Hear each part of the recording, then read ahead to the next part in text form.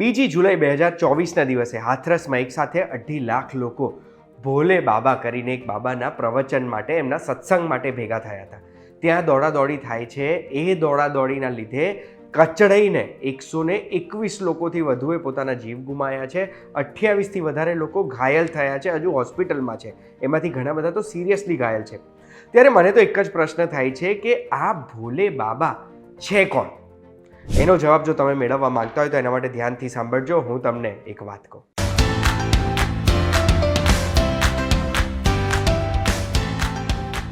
એક વાત કહું, આપનું સ્વાગત છે. મારું નામ છે કુંજ ઠક્કર.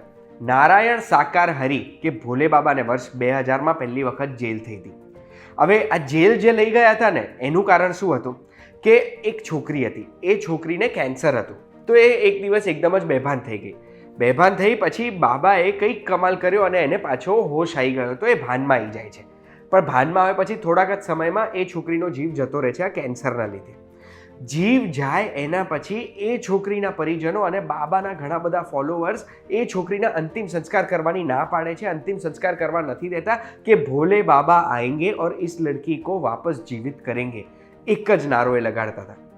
આ વસ્તુના લીધે વર્ષ 2000માં બહુ જ મોટો હોહલ્લો થયો હતો અને એના લીધે 4 અલગ અલગ પોલીસ સ્ટેશનની પોલીસ જ્યારે ઘટના સ્થળે પહોંચી ત્યારે પોલીસે પહેલી વખત નારાયણ સાકાર હરી અને એમની સાથે બીજા 7 લોકોની ધરપકડ કરી હતી. પોલીસે 8 વ્યક્તિ ઉપર કેસ કર્યો ડ્રગ્સ એન્ડ મેજિકલ રેમેડીઝ એક્ટના હેઠળ, જેમાં અંધશ્રદ્ધા જો કોઈ પણ વ્યક્તિ ફેલાવે છે ને તો એના હેઠળ કેસ થઈ શકે છે. પણ કોર્ટમાં સબૂતના અભાવને કારણે દરેક વ્યક્તિને બાઇજત બરી કરી દેવામાં આવે. હાથરસમાં જે દુર્ઘટના થઈ છે એ દુર્ઘટનાનું કારણ ઘણા બધા ન્યૂઝ મીડિયા આઉટલેટ્સ એવું કહી રહ્યા છે કે જ્યારે સત્સંગ પત્યો ત્યારે ભોલે બાબાની ગાડી સત્સંગના એન્ટ્રન્સ પાસે ઊભી રહી અને લોકો જે એમના ચરણ પાસેની માટી, જે ચરણ રજ્જુ ભેગી કરવા માટે ગયા ને, એમાં લોકો પડી ગયા અને નીચે પડેલા લોકો દબાઈને ઉપર જે સ્ટેમ્પીડ થયું, જે દોડાદોડ થઈ, ભાગાદોડ થઈ, એના લીધે કચડાઈને પોતાનો જીવ ગુમાવી બેઠા.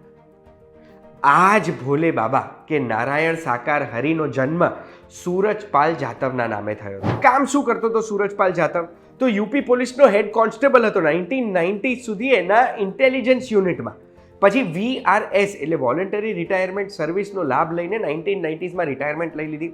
1999માં પોતાની મારુતિ 800માં પોતાના ધર્મપત્ની સાથે અલગ અલગ ગામમાં ફરે, સત્સંગ કરે અને લોકોને એક મંત્ર આપે અને મંત્રથી એમની બધી પ્રોબ્લેમ દૂર થઈ જાય એવી વાતો બહાર કરવા લાગ્યા. ઘણા લોકોને આ મંત્રથી ફાયદો પણ થયો હશે અને એટલે જ એમને પ્રવચન આપવાનું પણ ચાલુ કર્યું. 1999થી લઈને 2014 સુધી પોતાના ગામ બહાદુરનગરમાં સત્સંગ અને પ્રવચન ચાલુ રાખ્યા. આ સત્સંગ ચાલુ થયા, પ્રવચન ચાલુ થયા એટલે સૂરજપાલ જાતવ બની ગયો નારાયણ સાકાર હરી અને પછી લોકો ભોલે બાબાના નામે પણ એમને ઓળખવા લાગ્યા. 2014 પછી આજુબાજુના રાજ્યોમાં જઈને પણ, એટલે રાજસ્થાન, મધ્યપ્રદેશ, પંજાબ અને હરિયાણામાં પણ જઈને સત્સંગ અને પ્રવચન ચાલુ કર્યા. બીજા બધા સાધુ સંતો કરતાં કપડાની સ્ટાઇલમાં પણ સૂરજપાલ જાતવ અલગ હતો. સફેદ જબ્બો લેંગો, સફેદ બૂટ અને બ્લેક ચશ્મા, આ એમની સ્ટાઇલ છે. એમની એક વસ્તુ સ્પેશિયાલિટી એ હતી કે એક જ વસ્તુ કે હું કોઈ પણ એક ધર્મમાં નથી માનતો, હું ભગવાનને પ્રે કરવામાં નથી માનતો, માણસ જ ભગવાન છે. પોતાના પ્રવચનમાં એક જ વસ્તુ કોન્સ્ટન્ટ રાખી છે ને એ છે કે ભગવાનમાં નહીં, માણસમાં માનો, માણસ જ ભગવાન છે. એ કે કોઈ પણ ધર્મના લોકો મને બોલાવે, હું એમની પાસે જઈશ અને પ્રવચન આપીશ, માણસ જ ભગવાન છે એવું કહીને એમણે લોકોને એ બિલીવ કરાવડાયું અને કેટલા બધા લોકોને હેલ્પ કરી હશે. ત્યારે જઈને આજે 80,000ની પરમિશન લીધેલી હતી એવા સત્સંગમાં 2.5 લાખ લોકો ભેગા થયા. આજે મણિપુરી યુપીમાં તો 21 વીઘાનું એક આશ્રમ છે જ. એના સિવાય નોઈડા, ગ્વાલિયર અને કાનપુરમાં પણ મોટા મોટા આશ્રમ છે.